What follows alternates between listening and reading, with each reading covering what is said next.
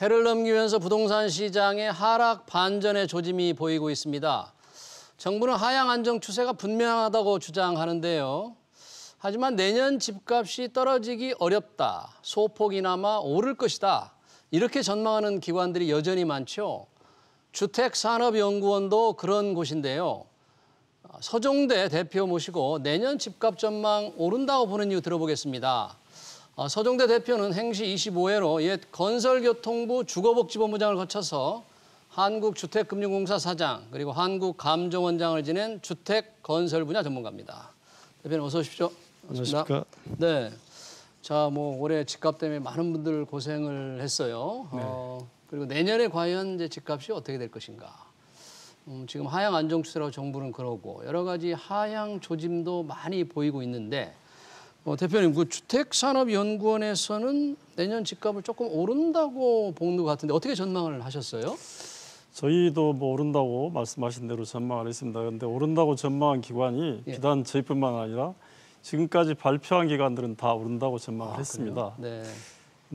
흔히 우리가 주택 가격을 전망할 때 대개 이제 경제 성장률이나 또는 주택의 수급 상황 또는 금리, 주담대 증가율 이런 걸 가지고 하는데 저희도 그 예년과 동일하게 그 변수를 넣어서 예측을 해봤더니 전국은 매면 한 2.5%, 전세는 한 3.5% 오르는 걸로 전망이 되었습니다. 네. 사실 최근에 이제 인천, 대구에서는 하향 조짐도 보이고 또 서울의 그 영끌 추경 매수 지역에서도 하향 조짐이 보이거든요.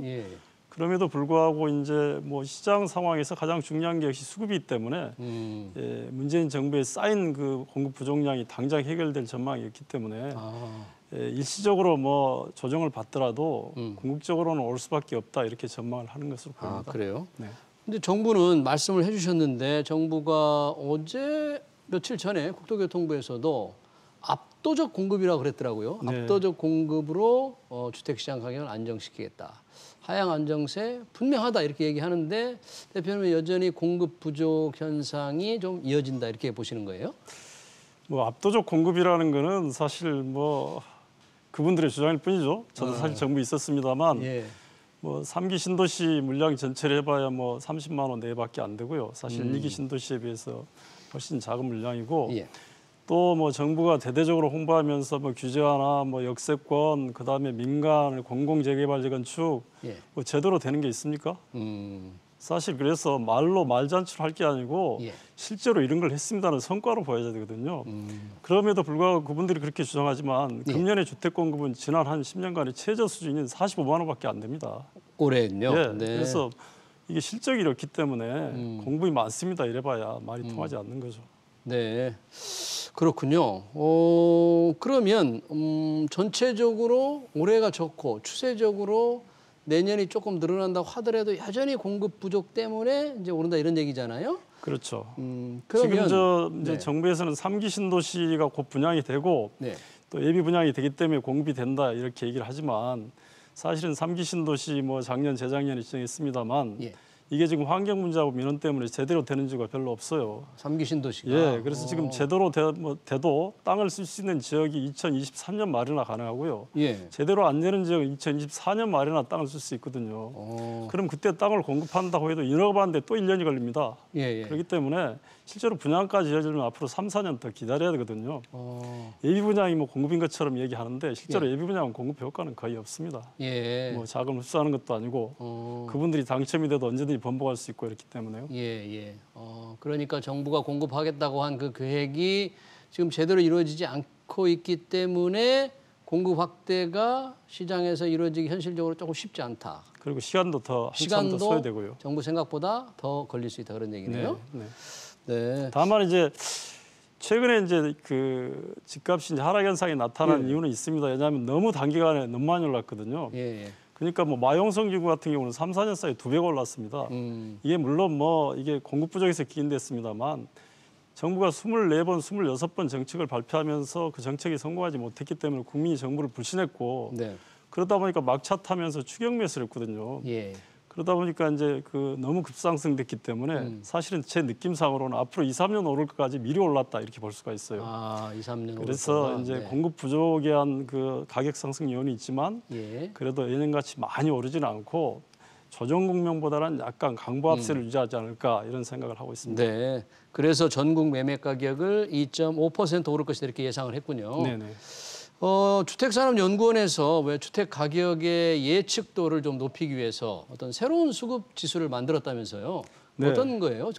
사실 그동안 뭐 이제 주택의 수요와 공급량에 대해서 정부 다르고 연구기관 다르고 예. 시민단체 다 다릅니다. 예. 근데 저는 이제 오랫동안 주택 분야에서 한 30년 이제 일하다 보니까 수요와 공급에 대해서 저 나름의 이제 확고한 생각을 가지고 있고 의원권에서 이번에 그걸 정립을 했습니다. 그래서 수요는 예. 가구 증가 수, 가구 증가수, 그다음에 이제 헐고 없어지는 멸실주택, 멸실주택, 빈집으로 남게 되는 공가, 이걸 빈집. 이제 전체적인 가구는 총가구가 있으니까 수요로 보고요. 예. 그다음에 공급은 아파트는 분양을 공급으로 봐야 됩니다. 정부는 그동안에 인허가만 받으면 공급으로 발표를 했는데 분양. 문재인 정부 들어서 인허가를 받고 분양 안 한 아파트가 한 20% 됩니다. 이게 분양가를 너무 누르기 때문에. 예. 그래서 분양 인허가를 받고 분양해봐야 이익이 안 남거나 기대한 이익을 충족하지 못하기 때문에 분양을 미룬 거죠. 그래서 이게 인허가를 공급이라고 하면 안 됩니다. 그래서 저희는 이제 아파트는 분양을 공급으로 보고 나머지 주택들은 준공을 공급으로 봅니다. 아파트는 선분양이 되지만 예. 나머지 주택들은 선분양이 안 되거든요. 그렇죠. 그런 숫자를 정확히 파악해서 지수를 만들었는데 이 예. 지수가 이제 100이면은 100을 네. 기준으로 통상 지수는 나가기 때문에 예. 100보다 작으면 공급이 부족하다. 음. 또 100보다 높으면 공급이 넘친다 이렇게 보는 거죠. 예. 그래서 금년 말로 저희들이 이제 표에 나옵니다만 그 지수를 봤더니 예. 전국은 87.1% 1이고요. 네. 서울은 69.6입니다. 달리 말하면 서울은 지난 5년 동안에 이게 기준 연도가 2017년을 잡아가지고 만든 숫자인데 예. 서울은 지난 5년 동안에 한 30%의 이 수요에 비해서 공급 부족량이 누적돼 왔다. 70이 안 되는 거죠, 서울은. 그렇죠. 60. 네. 전국은 약 13% 정도의 어. 공급 부족량이 누적돼 왔다 이렇게 보고 예. 있는 겁니다. 이게 그럼 하루아침에 해결이 안 됩니다. 이게 쉽게 해결이 안 예, 되고 예. 정부가 내세우는 3기 신도시를 통해서 압도적으로 공급한다는 것도 시간이 많이 걸리고 그렇기 때문에 특히 이제 서울 같은 경우는요. 1년에 주택 수요가 한 8만 채 정도 일어나는데 예.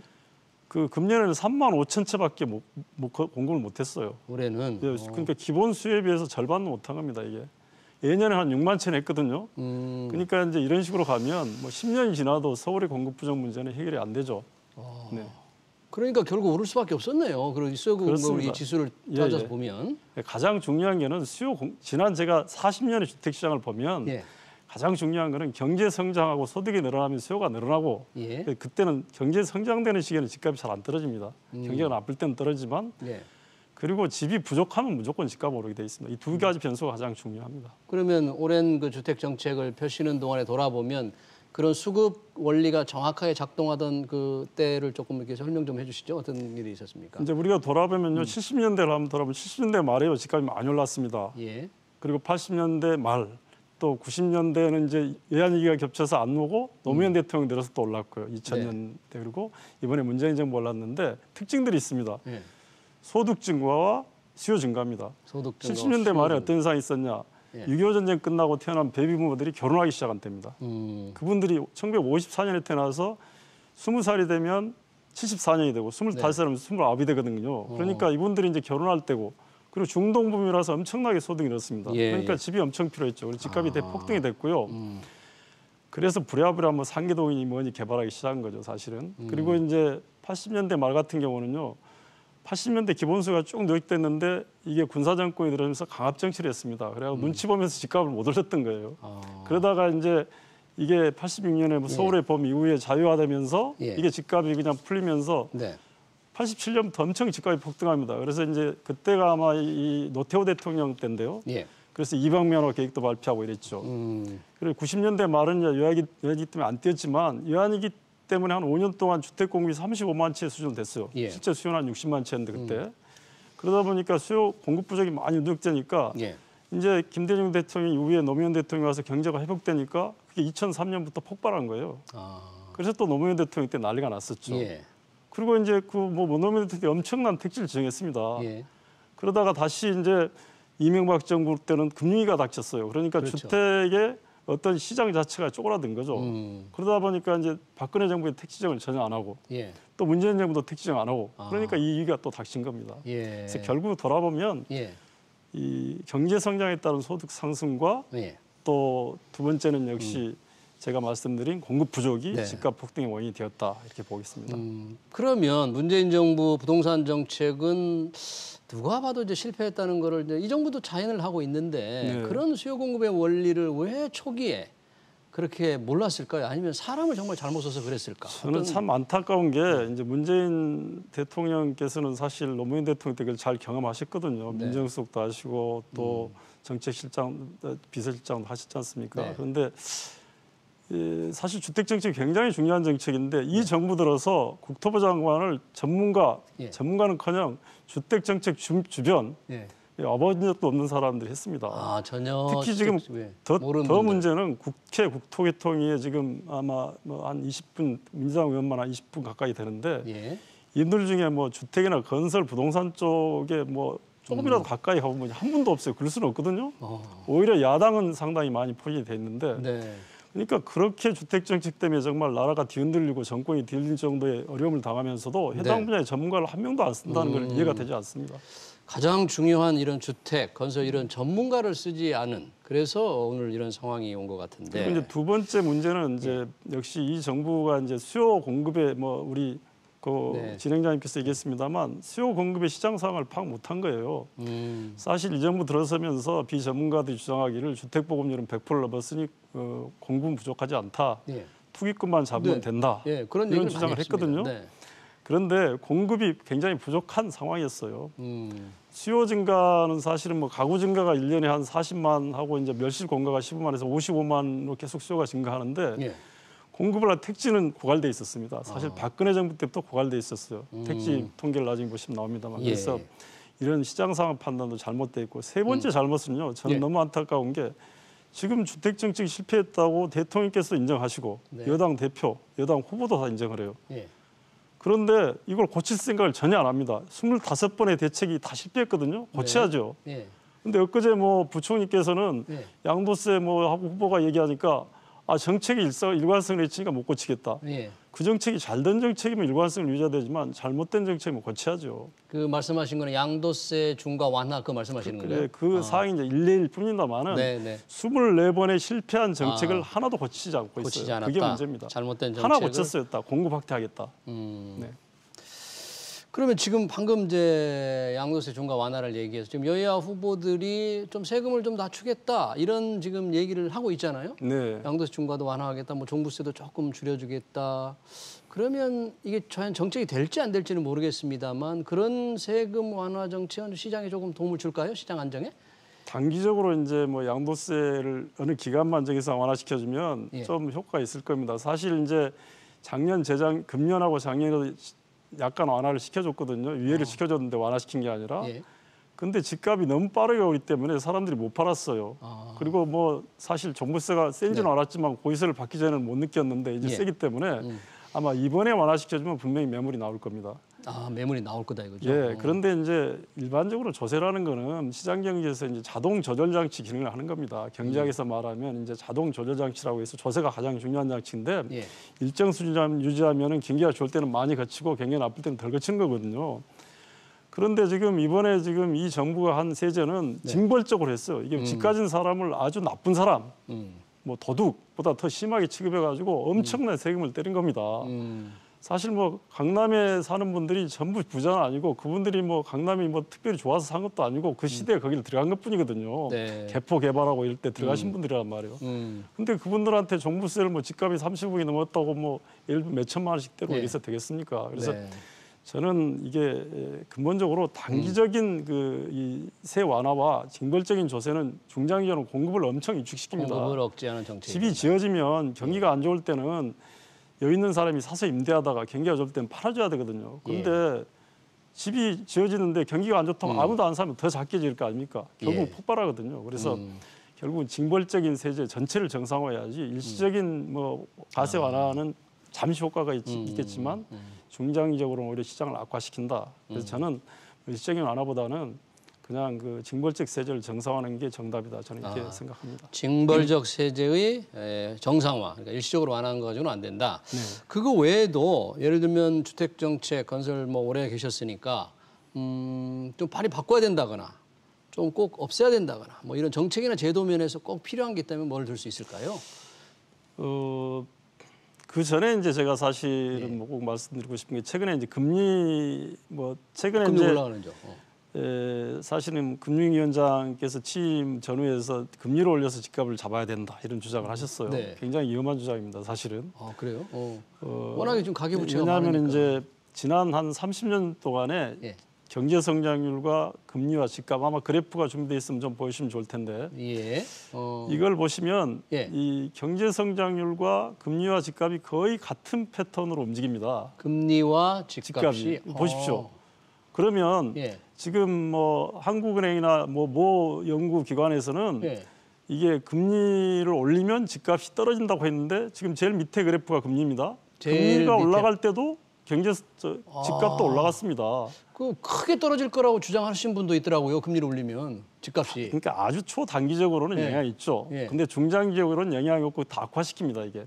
그래요? 그러니까 왜 그러면 금리가 올라가면 집값이 올라가느냐? 예. 사실은 금리가 올라가면 떨어져야 되는데 예. 금리가 뭡니까? 자금의 수요 공급이거든요. 수요 예. 공급을 나타내는 지표입니다. 예. 시장에서 수요 공급에 따라서 결정된 금리인데 예. 경제가 좋으면은 자금에 대한 수요가 늘어나면서 금리가 오르게 돼 있습니다. 호경기 때 금리가 오르는 거거든요. 그럼 호경기가 되면 어떻습니까? 소득이 늘어나서 주택에 대한 수요도 늘어납니다. 그래서 집값이 오르는 거거든요. 예. 결국은 같이 갑니다. 아. 그런데 아주 단기적으로는 집값 금리가 올라가면 주택 매매 수요가 좀 주들리긴 합니다. 그런데 그게 예. 위험한 것이 예. 지금 보십시오. 금리가 올라가가지고 금리가 사실 주담대 금리 거의 2배가 올랐습니다. 이 예. 피해를 누가 당합니까? 정부의 정책 실패 때문에 추격 매수해서 돈 밀려서 집산 정말 무주택자들이 피눈물을 흘리고 있고요. 역글족들. 또 금리가 올라가면 전월세는 바로 직격탄이 됩니다. 금리 기준으로 전세 금액에서 금리 기준으로 월세를 정하거든요. 예. 지금 월세도요. 저희 애들이 지금 강남에서 월세 사는데 월세가 거의 2배 올랐습니다. 월세도 2배. 그러니까 금리를 올려서 집값 잡겠다는 말은 정말로 정책 당국자는 조심해야 될 일이고요. 위험한 정책이에요. 굉장히 위험합니다. 그 피해를 서민이 고스란히 받거든요. 그래서 정부는 금리를 낮추는 데 최대한 역할을 합니다. 저는 사실 제가 예. 좀 이해가 안 되는 게 예. 요즘 주식시장도 안 좋고 그래서 지금 예금 굉장히 늘어나거든요. 예. 그 대출은 다 막아놨잖아요. 예. 그러면 은행들이 지금 자금이 모자라지 않을 텐데 금리를 엄청 올리고 있어. 이거는 금융당국에서 면밀히 보아야 될 부분이라고 저는 생각합니다. 네. 그리고 이제 좀 아까 이제 뭐 네. 정책 중에서 고쳐야 될 부분 네. 얘기했는데 저는 역시 제가 주택 정책을 오래 해보니까 이제 우리가 시장 경제를 채택하고 있지 않습니까? 그렇죠. 주택 시장도 시장 경제 일원입니다. 그러면 주택 시장은 주택 가격이라는 시그널에 따라서 움직이는 거거든요. 예. 집값이 올라가면 공급하는 사람이 부지런히 집을 질 거예요. 근데 거기다 분양가를 규제하면 못 짓는단 말입니다. 분양가 규제. 분양가 규제가 굉장히 위험한 겁니다. 그것도. 그리고 집값이 떨어지면은 또 사람들이 안 사고 또 네. 짓지 덜 하거든요. 그러면 그래도 그럴 때는 공공이 지어져야 되고요. 예. 그래서 시장에서 해결이 가능한 계층은 시장에 맡겨두고 정부는 시장에서 해결이 어려운 부분에 집중해서 확실히 지원해 주는 게 대책이다 이렇게 보고 지금 뭐 이 정부에서 수요 공급 판단을 잘못해서 지금 투기꾼만 네. 잡으면 된다고 만든 각종 규제들 규제. 또 네. 징벌적 세제들 이건 세제. 하루빨리 정상화 시켜야 됩니다. 그리고 이제 정부가 중장기적으로 꼭 할 일은 주택 시장이 다른 시장하고 다른 측면이 있습니다. 왜냐하면은 다른 시장은 수요 공급 간의 괴리가 많지 않습니다. 네. 그러나 주택이나 선박이나 이런 것들은 수요가 일어난다고 해서 공급이 바로 안 되지 않습니까? 그래서 주택은 뭐가 필요하냐면 공급을 바로 해주려면 택지를 준비해 놓으면 됩니다. 그렇죠. 네. 근데 우리가 지난 30년 동안에 전체 한 평균 한 50만 채를 지었는데 연평균 그중에 25만 채를 공공택지에 지었어요. 예. 그러면 나머지 민간은 준비가 택지를 하고 있기 때문에 네. 그래서 공공에서는 공공택지를 충분히 준비하고 있으면 집값이 오르면 바로 분양을 할 수 있잖아요. 네. 그런 준비를 잘해줬으면 좋겠다. 알겠습니다. 좀 시간이 좀 부족한데 다음에 다시 한번 모시고 이 집값 정책을 좀 제대로 좀 들어보도록 하겠습니다. 네, 지금까지 주택산업연구원의 서정대 대표였습니다. 대표님 고맙습니다. 감사합니다. 네.